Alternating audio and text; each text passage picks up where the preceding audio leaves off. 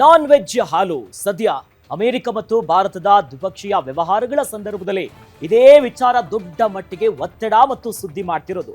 ಯಾಕಂದ್ರೆ ಭಾರತ ವಿಶ್ವದಲ್ಲೇ ಅತಿ ದೊಡ್ಡ ಹೈನುತ್ಪನ್ನಗಳ ಮಾರುಕಟ್ಟೆಯನ್ನ ಹೊಂದ್ಕೊಂಡಿದೆ. ನಮ್ಮ ದೇಶದಲ್ಲಿ ಹಾಲು ಉತ್ಪಾದನೆಯಲ್ಲಿ ವಿಶ್ವದಲ್ಲೇ ನಂಬರ್ 1 ಸ್ಥಾನವನ್ನ ಗಿಟ್ಟಿಸಿಕೊಳ್ತಾ ಇದೆ. ಅಂದ್ರೆ ಭಾರತ ವಾರ್ಷಿಕವಾಗಿ 23,000 ಕೋಟಿ ಲೀಟರ್ ಅಷ್ಟು ಹಾಲನ್ನ ನಮ್ಮ ದೇಶದಲ್ಲಿ ಉತ್ಪಾದನೆ ಆಗುತ್ತೆ.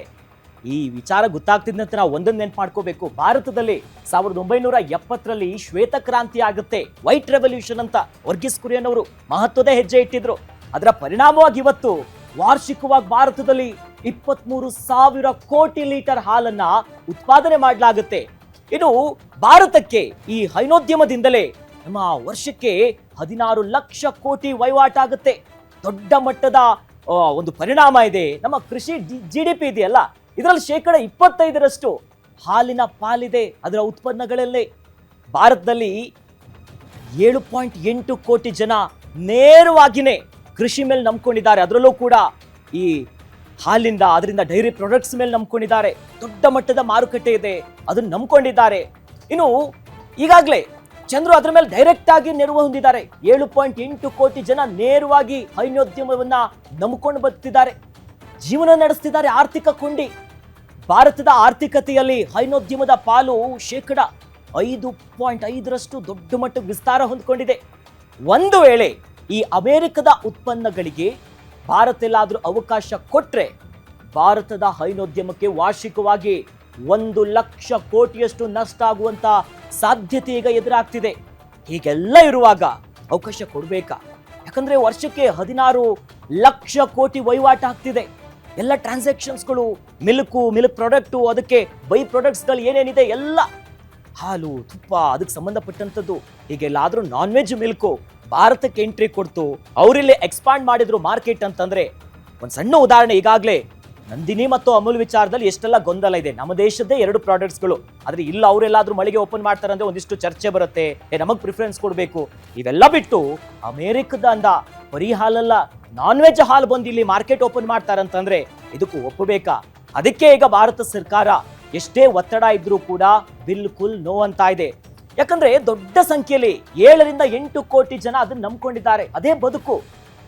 ಧಾರ್ಮಿಕವಾಗಿ ನಂಬಿದ್ದಾರೆ, ಆರ್ಥಿಕವಾಗಿಯೂ ಕೂಡ ರೈತರಿಗೆ ಕೈ ಹಿಡಿತಾ ಇರೋದು ಹಾಲಿನ ಉತ್ಪನ್ನಗಳು, ಅದರ ಉದ್ಯಮಗಳು. ಇನ್ನು ಭಾರತದ ಆರ್ಥಿಕತೆ ಮೇಲಾಗುವಂತ ಹೊಡೆತ ದೊಡ್ಡ ಮಟ್ಟಿಗಿದೆ. ಹೈನುಗಾರಿಕೆ ಮೇಲೆ ಕೆಟ್ಟ ಪರಿಣಾಮ ಬೀರುತ್ತೆ ಎಲ್ಲಾದ್ರೂ ಎಂಟ್ರಿ ಕೊಟ್ರೆ. ಕೃಷಿ ಮತ್ತು ಹೈನುಗಾರಿಕೆಯನ್ನ ನಂಬಿಕೆ ಮಾಡ್ಕೊಂಡಿದ್ದಾರೆ ಕೋಟ್ಯಾಂತರ ಬಡವರು, ಮಧ್ಯಮ ವರ್ಗದವರು. ಎಲ್ಲಾದ್ರೂ ಬೇರೆ ಬಂದು ಬದಲಾವಣೆ ಆದ್ರೆ, ಈಗಾಗಲೇ ನಮಗೆ ಸಬ್ಸಿಡಿ ಕೊಡಬೇಕು, ಹಣ ಜಾಸ್ತಿ ಮಾಡಬೇಕು ಅನ್ನೋದು ರೈತರ ಆಗ್ರಹ ಇದೆ, ಬರ್ತಾ ಇಲ್ಲ, ಹಂಗೆ ಹಿಂಗೆ ಅಂತ. ಅದರ ನಡುವೆ ಎಲ್ಲಾದ್ರೂ ಅಮೆರಿಕದಿಂದನೂ ಕೂಡ ಈಗ ಪ್ರಾಡಕ್ಟ್ಸ್ಗಳು ಬರೋಕ್ ಶುರು ಆದ್ರೆ ಎಂಥ ಸಮಸ್ಯೆ. ಎಲ್ಲರೂ ಕೂಡ ರೈತರು ಬೀದಿಗೆ ಬರುವಂತ ಸಂದರ್ಭ ಎದುರಾಗತ್ತೆ.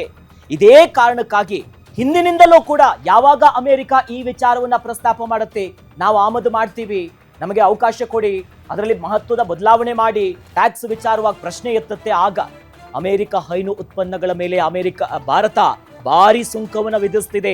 ಅಂದ್ರೆ ಅವ್ರು ಎಂಟ್ರಿ ಕೊಡಬಾರ್ದು ಅನ್ನೋದಾಗಿ ಇಂಡೈರೆಕ್ಟ್ ಆಗಿ ಅದಕ್ಕೆ ಬ್ರೇಕ್ ಹಾಕುವಂತ ಕೆಲಸಕ್ಕೆ ಅಮೆರಿಕದ ಈ ನಾನ್ ವೆಜ್ ಹಾಲ್ ಸೇರಿದಂತೆ ಅದರ ಪ್ರಾಡಕ್ಟ್ಸ್ಗಳು ಭಾರತದ ಮಾರ್ಕೆಟಿಗೆ ಬರಬೇಕಂದಾಗೆಲ್ಲ ಭಾರಿ ದೊಡ್ಡ ಮಟ್ಟದಲ್ಲಿ ಸುಂಕವನ್ನ ವಿಧಿಸಿ ಅವುಗಳ ಆಮದಿಗೆ ಬ್ರೇಕ್ ಹಾಕುವಂತ ಕೆಲಸ ನಮ್ಮ ಭಾರತ ಮಾಡ್ತಾ ಇದೆ. ಈ ಮೂಲಕವಾಗಿ ಭಾರತಕ್ಕೆ ಒಂದು ಕಡೆ ಭೀತಿ ಇದೆ. ಯಾಕಂದ್ರೆ ವಿಶ್ವದಲ್ಲಿ ದೊಡ್ಡ ಮಟ್ಟಕ್ಕೆ ನಾವು ಬೆಳೀತಿದ್ದೀವಿ ಹೈನೋತ್ಪನ್ನಗಳಲ್ಲಿ. ನಮ್ಮ ನಾಡಿನ ರೈತರೆಲ್ಲರೂ ಕೂಡ ಅದ್ರ ಮೇಲೆ ನೇರವಾಗಿ ಪರೋಕ್ಷವಾಗಿ ನಂಬ್ಕೊಂಡಿದ್ದಾರೆ.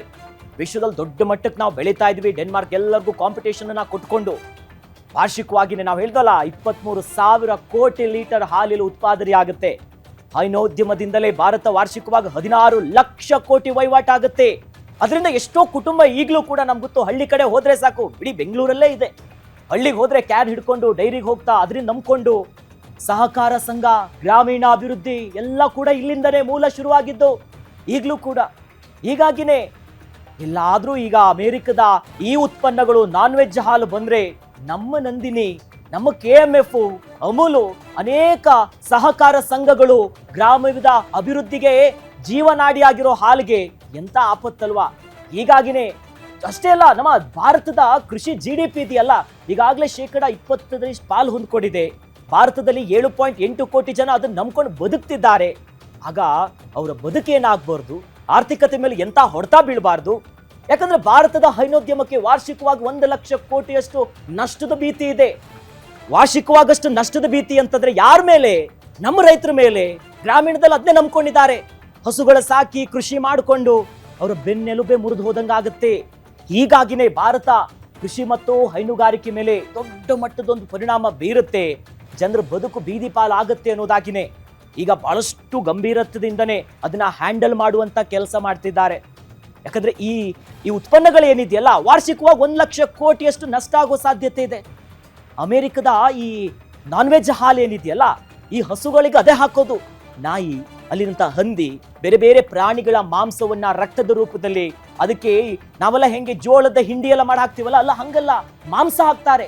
ಆ ಹಾಲು ನಮ್ಮ ಭಾರತದ ಮಾರ್ಕೆಟಿಗೆ ಬಂದ್ರೆ ಹೆಂಗಿರ್ಬೋದು?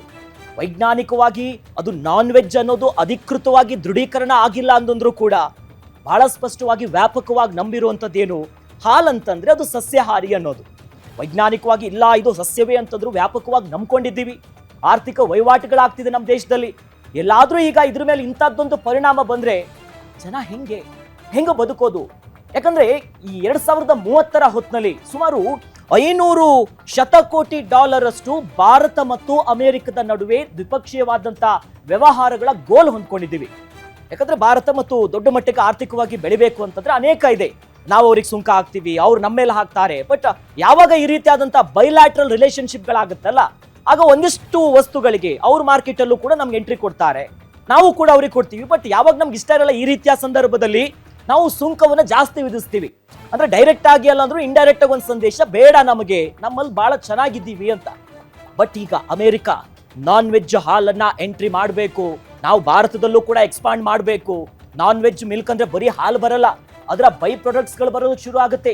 ಈಗ ನಾವು ಹಾಲನ್ನು ಕೇಳ್ತೀವಿ, ಹಾಲು, ಮೊಸರು, ಮಜ್ಜಿಗೆ, ತುಪ್ಪ, ಬೆಣ್ಣೆ, ಅದರ ಜೊತೆಯಲ್ಲಿ ಪನ್ನೀರು, ಏನೇನೆಲ್ಲ ಇದೆ ಹೇಳಿ, ಹಾಲಿನ ಬೈ ಪ್ರಾಡಕ್ಟ್ಸ್ಗಳು, ಇವೆಲ್ಲದ್ರ ಮೇಲೂ ಹೊಡೆತ ಬೀಳುತ್ತೆ. ಭಾರತದ ಒಳಗಡೆನೆ ನಂದಿನಿ ವಿಚಾರಕ್ಕೆ ಎಲ್ಲಾದ್ರೂ ಯಾರಾದ್ರೂ ಬಂದಾಗ ನಾವು ಕರ್ನಾಟಕದಲ್ಲಿ ಹೆಂಗೆ ಹೇಳ್ತೀವಿ, ನಮ್ಮ ನಂದಿನಿ, ನಮ್ಮ KMF, ರೈತರು ನಂಬ್ಕೊಂಡಿದ್ದಾರೆ, ಬೆಲೆ ಕೊಡಬೇಕು, ಸಬ್ಸಿಡಿ ಕೊಡಬೇಕು ಅನ್ನೋದು. ಬಟ್ ಈಗ ನಮ್ಮ ದೇಶದ್ದೇ ಅಲ್ದಿರುವಂತ ಒಂದು ಪ್ರಾಡಕ್ಟ್, ಅದು ಕೂಡ ನಾವೆಲ್ಲರೂ ನಂಬ್ಕೊಂಡಿರೋದು ಹಾಲಂತಂದ್ರೆ ಪವಿತ್ರವಾಗಿದ್ದು, ದೇವರಿಗೆ ನೈವೇದ್ಯ ಮಾಡ್ತೀವಿ, ಮಗು ಕುಡಿಯುತ್ತೆ, ನಾವು ಕುಡಿತೀವಿ, ಎಲ್ಲರೂ ಕುಡಿತೀವಿ. ಬಟ್ ಅದೇ ಹಾಲಿಗೆ ಈಗ ಕುತ್ತು ಬರುವಂತ ಸಂದರ್ಭ ಬಂದಿದೆ. ಬಟ್ ಭಾರತ ಸರ್ಕಾರ ಈಗ ಅದಕ್ಕೆ ಮಹತ್ವದ ಹೆಜ್ಜೆಯನ್ನ ಇಟ್ಟಿದೆ. ಯಾವುದೇ ಕಾರಣಕ್ಕೂ ಕೂಡ ಇದು ಎಂಟ್ರಿ ಮಾಡೋದಕ್ಕೆ ನಾವು ಬಿಡಲ್ಲ ಅಂತ.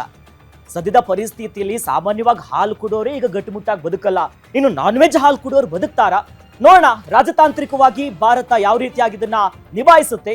ಇದಾಗಿತ್ತು ಈ ಹೊತ್ತಿನ ವಿಶೇಷ. ನೋಡ್ತಾ ಇರಿ ಗ್ಯಾರಂಟಿ ನ್ಯೂಸ್, ಸುದ್ದಿ ಖಚಿತ, ನ್ಯಾಯ ನಿಶ್ಚಿತ.